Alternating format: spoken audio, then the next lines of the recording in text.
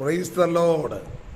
നിങ്ങളെല്ലാവരും സന്തോഷത്തോടുകൂടെ ഈ രാവിലെ സമയത്ത് ആയിരിക്കുന്നുവെന്ന് ഞാൻ വിശ്വസിക്കുന്നു.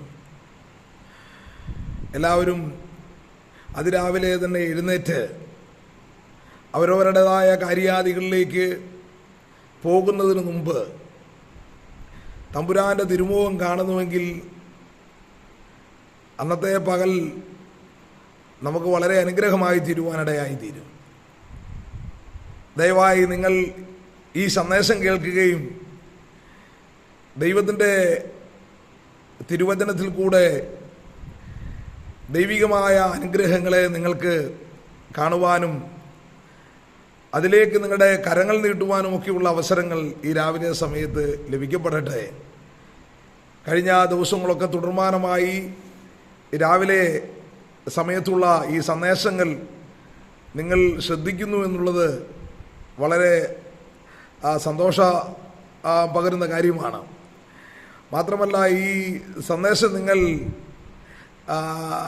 ഷെയർ ചെയ്ത് മറ്റുള്ളവരിൽ എത്തിക്കുകയും ചെയ്യും എന്ന് ഞാൻ വിശ്വസിക്കുന്നു. ഇന്ന് ഞാൻ നിങ്ങൾക്ക് നൽകുവാനായിട്ട് ആഗ്രഹിക്കുന്നത് നമ്മുടെ ഏത് പ്രതികൂല സാഹചര്യങ്ങളിലും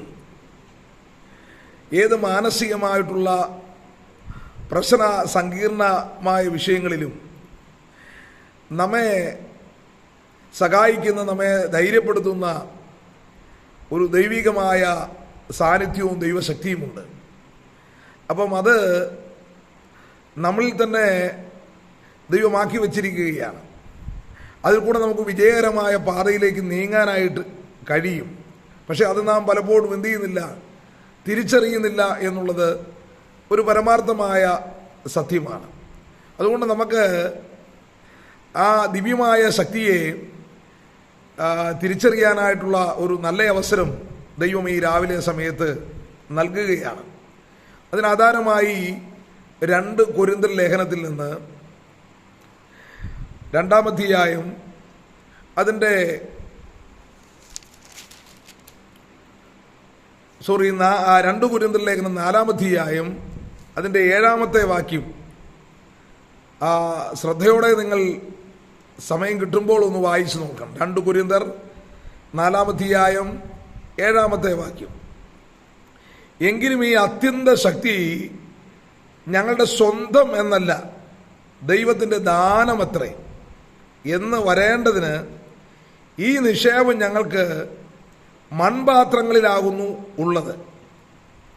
ഞങ്ങൾ സകല വിധത്തിലും കഷ്ടം സഹിക്കുന്നവർ എങ്കിലും ഇടുങ്ങിയിരിക്കുന്നില്ല, ബുദ്ധിമുട്ടുന്നവരെങ്കിലും നിരാശപ്പെടുന്നില്ല, ഉപദ്രവം അനുഭവിക്കുന്നവരെങ്കിലും ഉപേക്ഷിക്കപ്പെടുന്നില്ല, വീണ് കിടക്കുന്നവരെങ്കിലും നശിച്ചു പോകുന്നില്ല.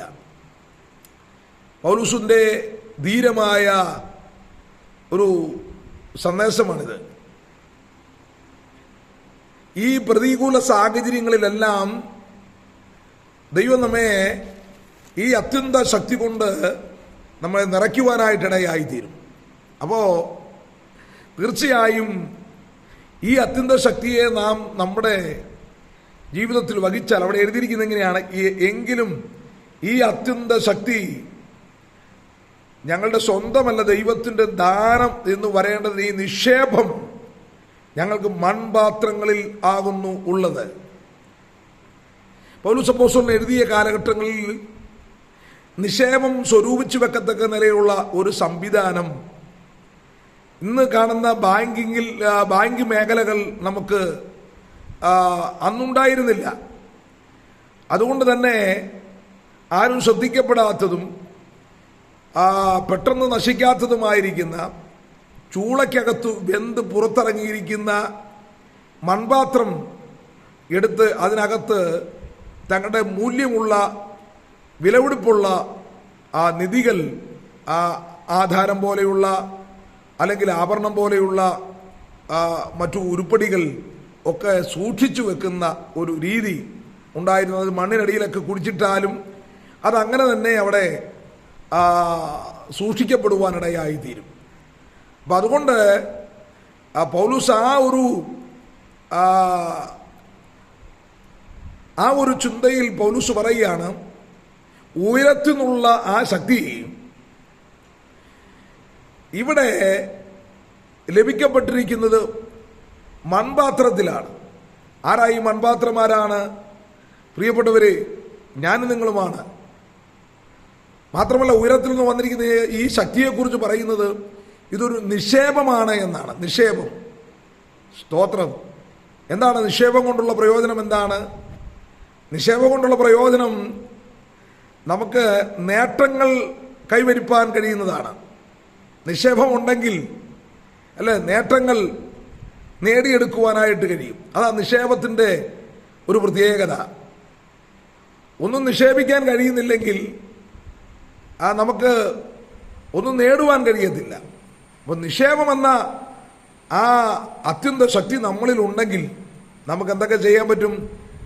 ആ കഷ്ടം സഹിക്കുന്നവരെങ്കിലും ഇടുങ്ങിയിരിക്കാൻ കഴിയുകയില്ല. അതാണ് നിക്ഷേപത്തിൻ്റെ പ്രത്യേകത. കഷ്ടമുണ്ട്, പക്ഷേ ഇടുങ്ങിയിരിക്കാനായിട്ട് ഇഷ്ടപ്പെടുന്നില്ല. എന്ന് പറഞ്ഞാൽ മുമ്പിൽ വേദനകരമായ അനേക വിഷയങ്ങൾ ജീവിതത്തെ ഭരിക്കുന്നുണ്ട്. പക്ഷേ ആ വേദനകളൊന്നും ഞങ്ങളെ എന്ത് ചെയ്യുന്നില്ല?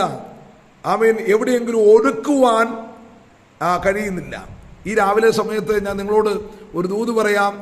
നിന്റെയും എൻ്റെയും വേദനകൾ നമ്മുടെ ജീവിതത്തെ, നമ്മുടെ ആത്മീയ ഭൗതിക ജീവിതത്തിൻ്റെ മേഖലകളെ ഏതെങ്കിലും വിധത്തിൽ ഒരുക്കാനുള്ള ശത്രുവിൻ്റെ പദ്ധതിയോ പ്ലാനോ എന്തെങ്കിലും ഉണ്ടെങ്കിൽ അത് പൂർണ്ണമായി മാറ്റുവാൻ ഈ അത്യുത ശക്തിക്ക് കഴിയും. എന്നിലും നിങ്ങളിലും വ്യാപരിക്കുന്ന ഈ മൺപാത്രത്തിൽ നിക്ഷേപിച്ചിരിക്കുന്ന ഉയരത്തിലെ ദിവ്യമായ ആ ശക്തിക്ക് നിന്റെ ജീവിതത്തിലുണ്ടാകുന്ന കഷ്ടങ്ങൾ, നിന്റെ ജീവിതത്തിലുണ്ടാകുന്ന വേദനകൾ, നിന്റെ തലമുറയെ ബാധിക്കുന്ന വിഷയങ്ങൾ, ഇതിനെ എവിടെയെങ്കിലും ഒതുക്കാമെന്ന് നോക്കിയാൽ, എവിടെയെങ്കിലും ഒരു ഇടുങ്ങിയ പശ്ചാത്തലത്തിലാക്കാമെന്ന് നോക്കിയാൽ, തിരുവെഴുത്ത് പറയാണ് കഷ്ടം സഹിക്കുന്നവരെങ്കിലും ഞങ്ങൾ ഇടുങ്ങി ഇരിക്കുന്നില്ല.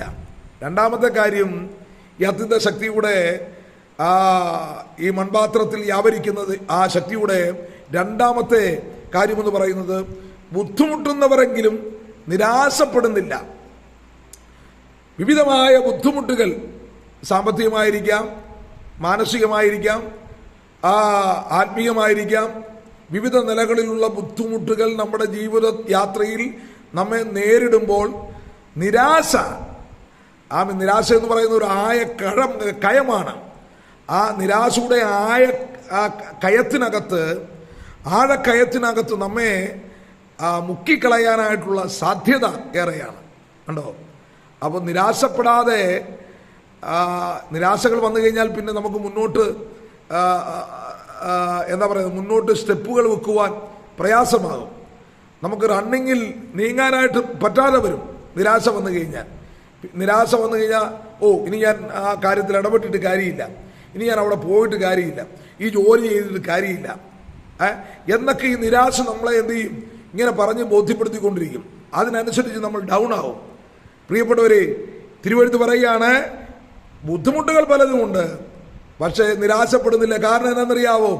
ഈ മൺപാത്രത്തിൽ വ്യാപരിക്കുന്ന ഉയരത്തിലെ അത്യന്ത ശക്തി, ദൈവത്തിന് സ്തോത്രം, ആ നിക്ഷേപം എന്നിൽ നിലകൊള്ളുന്നത് കൊണ്ട് എൻ്റെ ബുദ്ധിമുട്ടുകളിൽ ഞാൻ നിരാശപ്പെടുകയില്ല. മൂന്നാമതായി പറയുന്നത്, ഉപദ്രവം അനുഭവിക്കുന്നവരെങ്കിലും ഉപേക്ഷിക്കപ്പെടുന്നില്ല. ഒരുപാട് ഉപദ്രവങ്ങൾ നമ്മുടെ ജീവിതത്തിൻ്റെ മുന്നോട്ടുള്ള യാത്രയിൽ നമുക്കുണ്ട്. പക്ഷേ നമ്മൾ എന്ത് ചെയ്യുന്നില്ല? ആ ഉപദ്രവം അനുഭവിക്കുന്നവരെങ്കിലും ഉപേക്ഷിക്കപ്പെടുന്നില്ല. പ്രിയപ്പെട്ടവരെ, ഉപേക്ഷിക്കപ്പെടാതെ ഏതെല്ലാം പ്രതിസന്ധികൾ വന്നാലും ഈ മൺപാത്രത്തിൽ വ്യാപരിക്കുന്ന ദൈവശക്തി ഉണ്ടല്ലോ, അത്യന്ത ശക്തി, ഈ നിക്ഷേപമുണ്ടല്ലോ, ദൈവിക സാന്നിധ്യത്തിൽ നിന്ന് തള്ളിക്കളഞ്ഞ് എവിടെയെങ്കിലും മറയപ്പെടുവാൻ ഇടയാകുന്നില്ല. അതിൻ്റെ കാരണം ഈ അത്യന്ത ശക്തിയാണ്. നാം ഇപ്പോഴും നിൽക്കുന്നത് ഈ അത്യന്ത ശക്തിയാണ്. നാം ഇപ്പോഴും ഈ പാറയെ ഓടുന്നത് അത്യന്ത ശക്തിയാണ്. ഉപദ്രവങ്ങൾ പലതും ഏറ്റിട്ടുണ്ട്, പക്ഷേ ഈ അത്യന്ത ശക്തി നമ്മെ ലക്ഷ്യത്തിലേക്ക് നയിക്കുകയാണ്. പ്രിയപ്പെട്ടവരെ, ദൈവത്തിന് അടുത്ത് പറയുന്നത്, വീണ് കിടക്കുന്നവരെങ്കിലും നശിച്ച് പോകുന്നില്ല. ദൈവത്തിന് സ്തോത്രം. ജീവിതത്തിൽ ഏതെങ്കിലും നിലയിൽ ആമേൻ നീ വീണുവെന്ന് നശിച്ചുവെന്ന് ഒക്കെ പറയുന്ന മേഖലകളുണ്ടാകാം. പക്ഷെ ഒരു കാര്യം നീ മറന്നു പോകണ്ട, നിന്നിൽ വ്യാപരിക്കുന്ന അത്യന്ത ശക്തി ആമേൻ നിന്നെ നശിപ്പിക്കുവാനായിട്ട് ആരെയും അനുവദിക്കുകയില്ല. അതുകൊണ്ട് ഈ മൺപാത്രത്തിൽ ഈ നിക്ഷേപം സ്വീകരിച്ചുകൊണ്ട് നമുക്ക് മുന്നേറാം. ദൈവത്തിന് സ്തോത്രം. കഷ്ടതകളെ നമുക്ക് ആമേൻ ആ ഇടുക്കത്തിൽ നിന്ന് അല്ലെങ്കിൽ ഇടുങ്ങിയിരിക്കുവാൻ ആമേൻ ഒരിക്കലും നമ്മെ അതിലേക്ക് വലിച്ചു കൊണ്ടുപോകുകയില്ല. ബുദ്ധിമുട്ടുവർ നമ്മുടെ ജീവിതത്തിൽ വന്നാൽ നിരാശപ്പെടുകയില്ല. ഉപദ്രവം നമ്മുടെ ജീവിതത്തിൽ വന്നാൽ ദൈവത്തിന് സ്തോത്രം നാം ഉപേക്ഷിക്കപ്പെടുകയില്ല. പ്രിയപ്പെട്ടവരെ, വീണ് കിടക്കുന്നവർ ആണെങ്കിലും ആമേൻ നശിച്ചു പോകുന്നില്ല. നമുക്ക് ദൈവത്തിൽ ആശ്രയിക്കാം. ദൈവം നിങ്ങളെല്ലാവരെയും അനുഗ്രഹിക്കട്ടെ. ഞാൻ നിങ്ങൾക്ക് വേണ്ടി ഒരു വാക്ക് പ്രാർത്ഥിക്കാം.